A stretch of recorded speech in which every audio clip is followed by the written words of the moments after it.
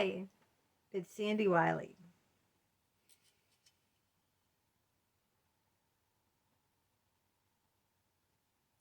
Can you guess what archetype of Carl Jung's I'm doing today? Well, here's a hint. Here it is. What is this? The ruler. This archetype that you're all familiar with is about stability and order. The teachers used to hit you in right in the palms. I had in the old days, I had a teacher, a nun, because I went to Catholic all-girls schools, slap one of these rulers over my desk and snap it in two. That's abuse. Okay, these rulers are the archetypes that maintain order through control and power, just like that teacher, and snapping the ruler and breaking it in half over my desk. Okay, they're in direct contradiction with the outlaw, who seeks to destroy rather than create order. All right, what is the ruler archetype? The ruler is a big cheese. The grand master, the one who's in charge. Call them the king, call them the queen, the boss, the leader, the politician, dictator, the patriarch, or the role model. That's who these archetypes are. They might be the benevolent queen who rules over her subjects with grace and fairness. Or they could be the evil overlord in a rigid dystopian society where the rules must be followed and obeyed at all costs.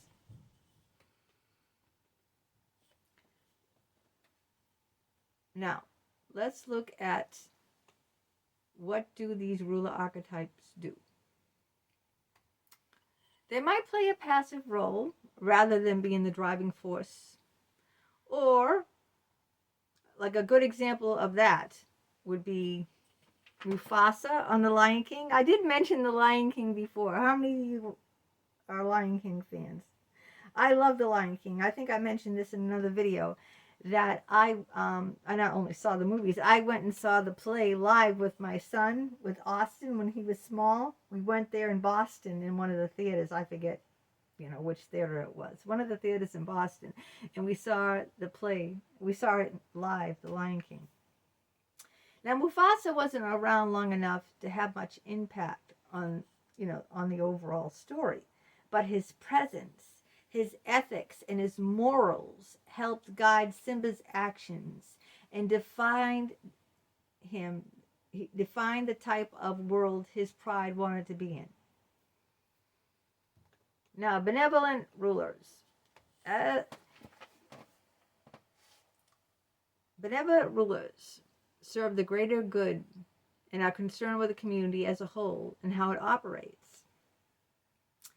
They are mostly loved just doing the best they can, just doing their job. This, of course, means their days are numbered. That's what it says. A seemingly benevolent ruler might be forced to make decisions that aren't popular with a specific group, who then seek revenge. And I'm sure we think about that in history.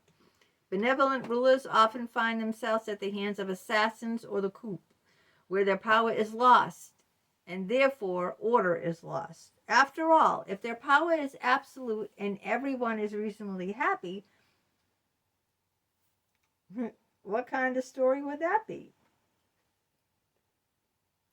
All right. Let's look at the not so benevolent rulers. Let's not call them villains just yet, though it's probably just a hop, skip, and jump away to Evil Town. Less than benevolent rulers serve as a great plot. Because what else do you do with a nasty ruler but seek to overthrow them? This is where you might combine the ruler archetype with the hero archetype, whose quest is to dispose of nefarious forces that threaten their home. Not all heroes seek to be rulers, but they often find themselves in that position. All right, let's see. What are the characteristics of the ruler archetype? I'm having fun with this one. They tend to be natural-born leaders who are charismatic and comfortable inspiring and talking in front of large groups of minions. Or people, depending on what vibe you're going for here. They have a commanding presence, are quick to take charge, and don't shy away from leading. Can you think of people in society like that, that have a commanding presence, quick to take charge? I can think of one person that comes to mind that nobody here knows. But when I was a security guard at the Atrium Mall in Newton, it was a very high upscale mall. It's no, I think it's a health and it's a fitness center now. Anyway, there was this manager of Ross Simon's. Anyone know the Ross Simon jewelry store? I met Rick Ocasek, leader of the Cars, when I worked there. He went into Ross Simon's jewelry store. Probably gonna buy his wife, the model Paulina, something. But anyway, the manager there was named Gary Davis. That's his name, Gary Davis. And he was short. And when I say short, he probably was no more than 5'4". Okay. And skinny. He looked like a jockey. Do you know the ones that horse race, those little tiny scrawny petite men that jockeys that race horses? Because my father loved horse racing. He brought, ever hear of Suffolk Downs? I don't think it's there anymore. In South Boston. Yeah, my dad brought me there all the time, and I used to, love to look at the horses, and my father would bet because he was, obsessive, compulsive gambler. And these jockeys were like, they probably weighed what I weigh, a woman. I'm not kidding you. They couldn't be more than 120 pounds maximum, and probably like 5'3". They probably were my stature. Well, anyway, getting back, I got lost track. Yeah, Gary Davis looked that tiny and scrawny, but he had like a commanding presence. So every time he came down the escalator, I was attracted to him, but he was also narcissistic. This scrawny little tiny guy who was short and skinny would just, be descending the escalator, and my heart would start racing because he was so, he just like commanded attention. I don't know how to describe someone who commands attention, because this guy was, like I said, he was, scrawny little thing, short little thing, like a jockey. But when he, entered, when he came down, he just had an ear. It's like, it's an ear about someone, that commanding presence. It's not so much, what they wear or, what they, I don't know, what they even look like. Because he wasn't like 6'5", someone that you would go, whoa, or like, drop dead, gorgeous, dark, tall, and handsome. He had this pointy little, tiny little nose. Everything about him was tiny. And God, I have to tell you, I did kiss him.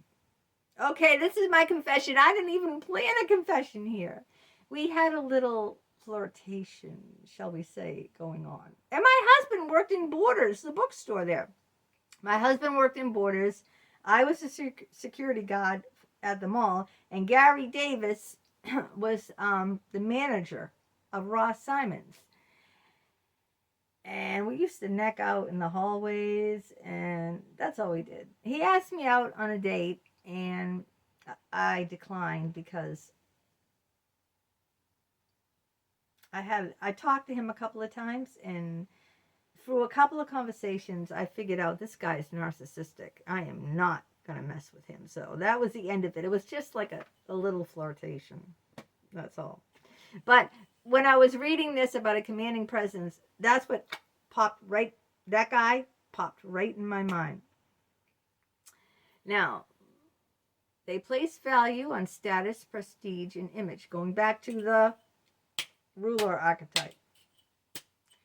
They work cautiously, ensuring their moves are carefully orchestrated to serve their purposes. They have a strong sense of order and value the establishment of policies, procedures, and rules. They have a sense of fairness and work for greater good. They create prosperity and success. They want to do right by people while motivating and encouraging them to live their best lives. Now, I know for sure I am not a ruler archetype. No. I don't know if I'm going to call myself a follower, but I'm not a ruler, you know. You don't have to, like, in life be one or the other, right? And that's never how I operated either. Like, people say you either like coffee or you like tea. You're either Pepsi or you're Coke. I like Pepsi and I like Coke. I like coffee and I like tea. Isn't there a song like that? I like coffee and I like tea. And name that song! There's your trivia in this video. Name that song. I like coffee and I like tea. What is it? You know it? They value hierarchies, chains of command, and establishing logical order. They fear a loss of order and control. They fear above all the loss of their position and power. So they really are power-hungry people. Examples of ruler archetypes. Darth Vader. Everybody knows of Darth Vader in Star Wars, right? He is a ruler archetype. He's the guy, the bad guy everyone loves to hate, and he ruled with an invisible fist until he was finally taken down by his own, spoiler alert, oh, everyone already knows it anyway, so it's not a spoiler alert, son. He was taken down, right? By Luke Skywalker. Is that it? It's been so long ago. Aragorn, King Aragorn from the Lord of the Rings. Let me tell you one thing. I don't watch Lord of the Rings. If you hate me for that, I'm not into it. My husband and son are. I'm just not into it. I think I might have watched it with my husband. I only went because he wanted to see it, but it's not my cup of tea. Lord of the Rings, yeah, Aragorn is a good example of the hero who became ruler. Peter Pan! Peter Pan! I like Peter Pan. This leader of the Lost Boys is a good example of a ruler, only a slightly smaller scale. Just like Gary Davis, right? He was a very small, tiny guy, but he had a commanding presence. They looked up to him, and he took care of his crew as a natural-born leader. Because it's not all about size, honey. The ruler is an important and significant character in many classic works. Therefore, it can be fundamental in creating conflict, driving the plot, setting up a character motivations for themselves or other characters in the story. So I got you some good ones there, Peter Pan. Oh, what about Miranda Priestley? There's another ruler archetype. The Take No Prisoners, Woman at the Top, and The Devil Wears Prada. How many people have seen The Devil Wears Prada? Moi? Nope. Nope, I don't even know. I don't know Miranda Priestley. I've heard of The Devil Wears Prada. I've heard of it. Never saw it. I don't know. This is another example of the ruler. She didn't just talk about style. She was style, and no one could question her authority or her rule. So, it may be true that I wear the pants in this house. So in that part, I might be ruler. I predominantly say like how we spend money. So in that respect, but my husband takes over all the bills. He pays all the bills. I don't even know how much the the electric is or the water. He does all that. He's the one with the full-time job making 6 figures. He's the one who pays all the bills. I don't. My pay is very insubstantial. It's only from my book sales and my YouTube videos, which don't really bring home that much money. But in that respect, I think in a lot of relationships, sometimes one person wears, like they say, wears the pants, is the ruler. But lately it's not as much as it used to be. Lately it's more like for instance, I pick all the vacations we go on. He don't even want to go on vacation, really. I picked Paris. I picked going to Colorado by train, 2 days down and 2 days back, 4 days, 4 nights sleeping on a train with bumpity bumpity bumpity bumpity bump. We had our own private room, but yeah, I kind of like am more of the the home ruler. But other than that, I don't really identify as that archetype. And that's enough for that